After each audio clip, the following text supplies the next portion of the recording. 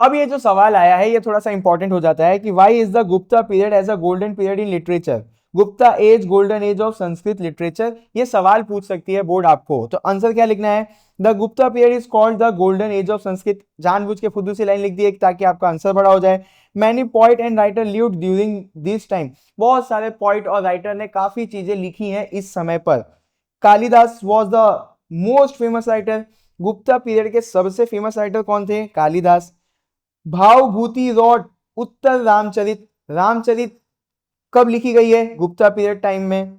Their work had story of king God love friendship and war, ये जो लोगों का आपने ऊपर देखा इनकी जो स्टोरी होती थी वो किंग्स के ऊपर होती थी, भगवान के ऊपर होती थी, लव के ऊपर होती थी, फ्रेंडशिप के ऊपर होती थी और वॉर्स के ऊपर होती थी।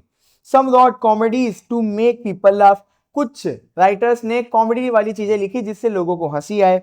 Other wrote about religion moral and philosophy, उस समय पे भी ऐसे राइटर्स थे जो रिलीजियस के बारे में लिखते थे, मोरल्स के बारे में लिखते थे और फिलोसॉफी के बारे में लिखते थे।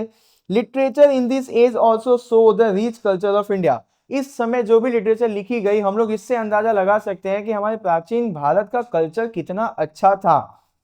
That is why it is remembered as the golden age of Indian literature, ये सारी चीजों की वजह से हम बोल सकते हैं कि गुप्ता पीरियड एक गोल्डन एज था लिटरेचर के अंदर। ये मैंने आंसर काफी आसान बना दिया है, तो ना तो टेक्स्ट बुक देखना ना तो डाइजेस्ट देखना, वरना आपको बहुत टफ पड़ेगा।